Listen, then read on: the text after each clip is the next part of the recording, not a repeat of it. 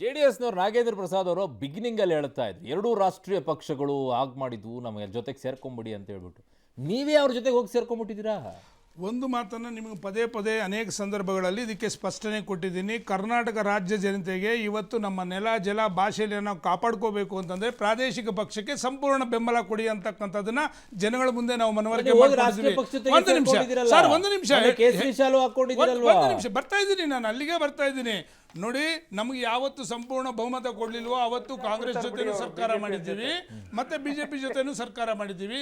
ಎರಡು ರಾಷ್ಟ್ರೀಯ ಪಕ್ಷಗಳ ಜೊತೆ ಸರ್ಕಾರ ಮಾಡಿದಂಥ ಸಂದರ್ಭದಲ್ಲಿ ಸನ್ಮಾನ್ಯ ದೇವೇಗೌಡರು 26 ಪಕ್ಷಗಳನ್ನು ಸೇರಿಸ್ಕೊಂಡು ಮಾಡಿದಂಥ ಸಂದರ್ಭದಲ್ಲೂ ಒಳ್ಳೆ ಸರ್ಕಾರವನ್ನು ಕೊಟ್ಟಿದ್ದೀವಿ. ರಾಜ್ಯದಲ್ಲಿ ಈಗ ಹೇಳಿ ಸರ್, ಈಗ ನೀವು ಹೋಗಿಲ್ವಾ ನ್ಯಾಷನಲ್ ಪಾರ್ಟಿ ಜೊತೆಗೆ?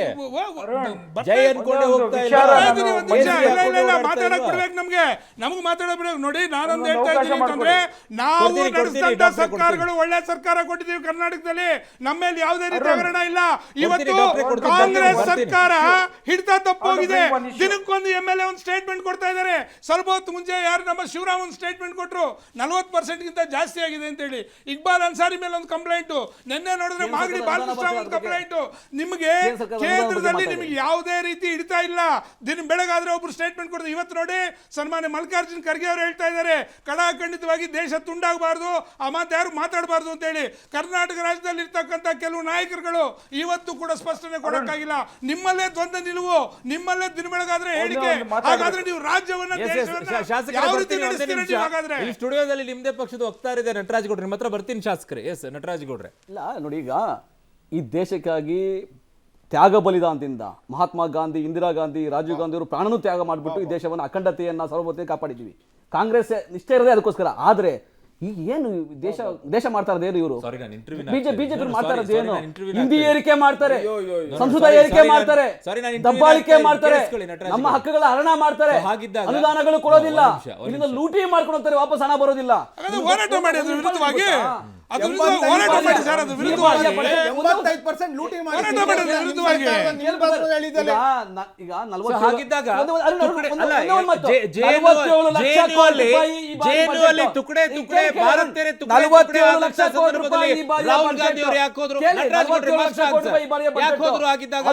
ಲಕ್ಷ ಕೋಟಿ ರೂಪಾಯಿ ಈ ಬಾರಿ ಸಾಲ ಮಾಡ್ತಾವ್ರೆ. 11,80,000 ಕೋಟಿ ರೂಪಾಯಿ ಬಡ್ಡಿ ಕೊಡ್ತಾವ್ರೆ. ಇಡೀ ದೇಶದ ತೆರಿಗೆ ಕೂಡ ಸಾಲಲ್ಲ ಇವ್ರಿಗೆ ಬಡ್ಡಿ ಕೊಡ್ಲಿಕ್ಕೆ. ಆ ತರ ಪರಿಸ್ಥಿತಿ ಬಂದ್ಬಿಡ್ತದೆ.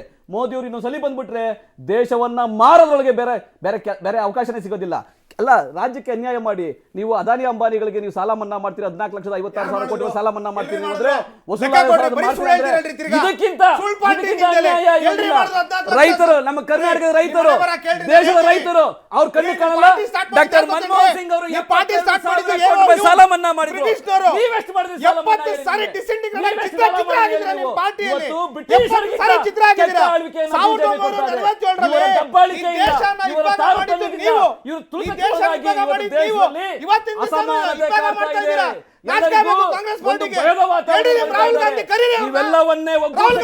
ರಾಹುಲ್ ಗಾಂಧಿ ಬಿಜೆಪಿ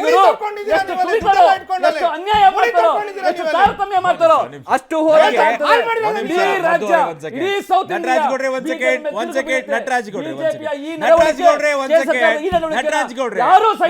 ನನ್ನ ಪ್ರಶ್ನೆಗೆ ಉತ್ತರ ಕೊಡ್ಲಿಲ್ಲ.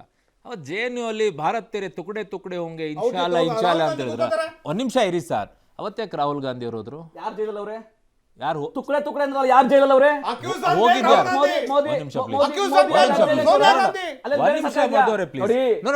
ಯಾಕೆ ಈ ಪ್ರಶ್ನೆ ಕೇಳ್ತಾ ಇದ್ದೀನಿ ಅಂದ್ರೆ, ಕೇಳಿ, ರಾಹುಲ್ ಗಾಂಧಿ ಭಾರತ್ ತೆರೆ ತುಕಡೆ ತುಕಡೆ ಹೋಗಿ ಅಲ್ಲಿ ಯಾಕೆ ಹೋದ್ರು? ಅವ್ರ ಪರವಾಗಿ ಯಾರಿಲ್ವಲ್ಲ, ಯಾಕೆ ಹೋದ್ರು? JNU ಮುಚ್ಚಿಬಿಟ್ಟಿದ್ದೀರಾ ನೀವು? Sir JNU ಮುಚ್ಚಿಬಿಟ್ಟಿದ್ಯಾ? ಹಂಗಿದ್ರೆ ಭಾರತ ದೇಶ ಮುಚ್ಚಿಬಿಡ್ಬೇಕಾ? ಏನರ್ಥ? ನೀವು ಯಾಕೆ ಅಂತ ಕೇಳ್ತಾ ಇದೀನಿ. ಆ ಗ್ಯಾಂಗ್ ಅಲ್ಲಿ ಆ ಗ್ಯಾಂಗ್ ಅಲ್ರಿ, ಆ ತರದ್ ಯಾವ್ದಿಲ್ಲ, ಸುಳ್ಳು ಹೇಳ್ತಾರೆ ಬಿಜೆಪಿಗರು.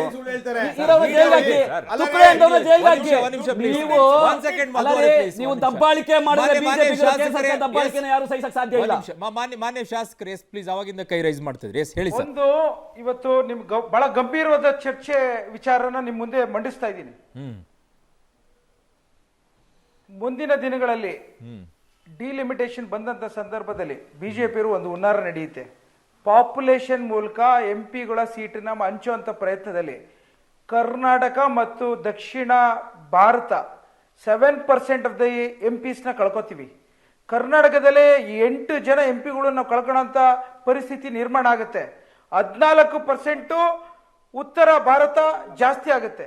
ಅಂದು ಜನ ನಿಯಂತ್ರಣ ಕಾಯ್ದೆ ಏನ್ ಬಂದಾಗ ಗೌರವ ಕೊಟ್ಟು ನಮ್ಮ ಭಾರತ, ದಕ್ಷಿಣ ಭಾರತದ ಜನರು ಪ್ರತಿಯೊಂದು ವ್ಯವಸ್ಥೆಯಲ್ಲೂ ವಿದ್ಯಾಭ್ಯಾಸ ಮುಖ್ಯ ಅಂತ ಹೇಳಿ ನಾವು ಪಾಪ್ಯುಲೇಷನ್ ಕಂಟ್ರೋಲ್ ಮಾಡಿ ಒಂದು ಕುಟುಂಬಕ್ಕೆ 2 ಮಕ್ಕಳು ಮಾಡೋದು. 50 ವರ್ಷ ಏನ್ ಮಾಡಿದ್ವಿ? ಆಗ ಉತ್ತರ ಭಾರತದವರು 4 ಮಕ್ಕಳು ಸಂದರ್ಭದಲ್ಲಿ ರೋಡ್ ಕೊಟ್ರ, ಏನ್ ಕೊಟ್ರಿ? ಭಾರತ ದೇಶದ ವ್ಯವಸ್ಥೆಯಲ್ಲಿ ಎಲ್ಲ ಜಾತಿಯಾದಂತ ಸಂದರ್ಭದಲ್ಲಿ ಇವತ್ತು ನಾವು ದುಡಿದಿರೋಂತ ಹಣವನ್ನ ದೇಶಕ್ಕೆ ಹಣ ಬರ ಬರ್ತಾ ಇರಲಿಲ್ಲ ಅಲ್ಲಿ.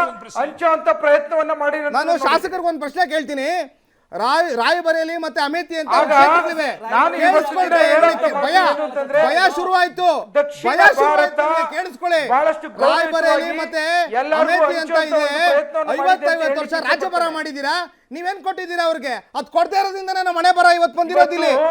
85% ನುಂಗಾಕಿದ್ರಲ್ಲ, ನೀರ್ ಕುಡಿದ್ರಲ್ಲ ಕಾಂಗ್ರೆಸ್ ಪಾರ್ಟಿಯವರು. ಎಲ್ಲಾಯ್ತಾ ಹಣ ಅಲ್ಲ? ಎಲ್ಲಾಯ್ತಾ ಹಣ ಅಲ್ಲ? ಇವತ್ತಿನ ದಿವಸ ಕರ್ನಾಟಕ ಡಿಸ್ಪೈಟ್ ಕಾಂಗ್ರೆಸ್ ಪಾರ್ಟಿ ಉದ್ಧಾರ ಆಗಿಲ್ಲ. ಕಾಂಗ್ರೆಸ್ ಪಾರ್ಟಿಯಿಂದ ಉದ್ಧಾರ ಆಗಿಲ್ಲ ಕರ್ನಾಟಕ. 1905 ಕರೆಂಟ್ ಕೊಟ್ಟಿದ್ದು ನೀವಲ್ಲ. ನೀವೇನ್ ಮಾಡಿದ್ರಿ 50 ವರ್ಷ? ಇವತ್ತು ಬಂದು ಹೇಳ್ತೀರಾ ನಮ್ಗೆ ರೋಡ್ ಬೇಕು, ನೀರ್ ಬೇಕು, ಮನೆ ಬೇಕು ಅಂತ. ನೀವೇನ್ ಮಾಡ್ತಿದ್ರಿ 50 ವರ್ಷ? What were you doing? ಈ ದೇಶನ ಹಾಳು ಮಾಡಿ 75% ಮುಂದಾಕಿ ಕೇಳ್ರಿ ಹೋಗ್ಬಿಟ್ಟು ಇವತ್ತಿನ ದಿವಸ ಶಿವರಾಮ್ ಏನ್ ಹೇಳ್ತಾ ಇದಾರೆ ಹಾಸನದಲ್ಲಿ 40% ಅಂತ ಸುಳ್ಳು ಹೇಳಿದ್ರಲ್ಲ. ನಾವು ಮನೆ ಬರ ನೋಡಿ ಅದಕ್ಕಿಂತ ಜಾಸ್ತಿ ಕರಪ್ಷನ್ ನಡೀತಿದೆ ನಮ್ಮ ಕಾಂಗ್ರೆಸ್ ಪಾರ್ಟಿ ಕರ್ನಾಟಕದಲ್ಲಿ ಅಂತ ಹೇಳ್ತಾ ಇದಾರೆ. 100 ಗ್ರಾಮ್ ಅಕ್ಕಿ ಕೊಡೋ ಯೋಗ್ಯತೆ ಇಲ್ಲ. 80 ಕೋಟಿ ಜನಕ್ಕೆ ಅಕ್ಕಿ ಕೊಟ್ಟಿವಿ. ನಾವೆಷ್ಟು ಮಾತಾಡ್ಬೇಕಂಗಿದ್ರೆ 80 ಕೋಟಿ ಜನಕ್ಕೆ ಅಕ್ಕಿ ಕೊಟ್ಟಿದೀವಿ. 100 ಗ್ರಾಮ್ ಅಕ್ಕಿ ಕೊಟ್ಟಿದ್ದೀರೇನ್ರಿ ನೀವು? 14 ಸರಿ ವಿತ್ತ ಮಂತ್ರಿಗಳು, 14 ಸರಿ ವಿತ್ತ ಮಂತ್ರಿಗಳು ಅಂತ ಎಲ್ರಿ ಕೊಟ್ಟಿದ್ದೀರಾ ನೀವಲ್ಲಿ? ಮನಮೋಹನ್ ಸಿಂಗ್ ಆಹಾರ ಭದ್ರತಾ ಕೊಟ್ಟಿಲ್ಲ, ನೀರು ಕೊಟ್ಟಿಲ್ಲ.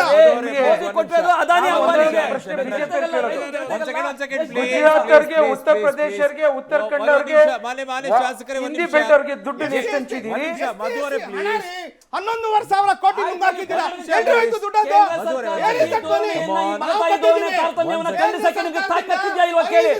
ಬಿಜೆಪಿ ನಾಯಕರಿಗೆ ತಾಕತ್ತು ದಮ್ಮು ಇದೆಯಾ? ನಟರಾಜ್ ಗೌಡ್ರೆ ಶಾಸಕರೇ, ಜೆಡಿಎಸ್ ನವರು ಏನೋ ಒಂದು ಪ್ರಶ್ನೆ ಕೇಳಬೇಕು ಅಂತ ಇದ್ದಾರೆ ನಿಮ್ಗೆ. ಮಾನ್ಯ ಶಾಸಕರೇ, ನಾಗೇಂದ್ರ ಪ್ರಸಾದ್ ಮಾತಾಡ್ತಾ ಇದ್ದೀನಿ, ದಯಮಾಡಿ ಅಂತ ಹೇಳಿ ಜೆಡಿಎಸ್ ನವರು ಏನೋ ಒಂದು ಪ್ರಶ್ನೆ ಕೇಳಬೇಕಂತೆ. ಎಸ್ ನಾಗೇಂದ್ರ ಪ್ರಸಾದ್ ಅವರು. ಮಾನ್ಯ ಶಾಸಕರೇ, ದಯಮಾಡಿ ತಮಗೊಂದು ಪ್ರಶ್ನೆ ಕೇಳ್ತಾ ಇದ್ದೀನಿ. ತಾವು MP ಗಳ ಬಗ್ಗೆ ಮಾತಾಡಿದ್ರಿ. ಕಳೆದ ಸ್ವತಂತ್ರ ಬಂದ ನಂತರ 45 ವರ್ಷಗಳ ಕಾಲ ಭಾರತ ದೇಶ ನಾಡಿರ್ತಕ್ಕಂಥ ಕಾಂಗ್ರೆಸ್ ಪಾರ್ಟಿ ಸಂಸತ್ನಲ್ಲಿ ಇವತ್ತು 50 ಜನ ಸಂಸದರು ಇರ್ತಕ್ಕಂಥ ಪರಿಸ್ಥಿತಿ ನಿಮ್ಗಾಗಿದೆ. ಯಾಕೆ ನಿಮ್ಮನ್ನು ತಿರಸ್ಕಾರ ಮಾಡಿದ್ರಾಗದೆ ಈ ದೇಶದ ಜನತೆ? ದಕ್ಷಿಣ ಭಾರತಕ್ಕೆ ನಿಮ್ಮ ಕೊಡುಗೆ ಅವತ್ತು ಇರ್ಲಿಲ್ವಾಗಾದ್ರೆ ಇದಕ್ಕೆ ನೀವು ನೇರವಾಗಿ ಉತ್ತರ ಕೊಡಬೇಕು. ನಿಮ್ಮ ಕುತಂತ್ರದ ಮಾರ್ಗದಲ್ಲಿ ಜನರನ್ನು ಯಾಮಾರಿಸಿದ್ದೀರಾ? ಕುತಂತ್ರದ ಯಾವ ರೀತಿ ಹೇಳಿ? ಕುತಂತ್ರ ಯಾವ ರೀತಿ ಹೇಳಿ? ನಾವು ಕುತಂತ್ರ ಮಾಡೋಂಥದ್ದು ಏನಿದೆ ಇದರಲ್ಲಿ?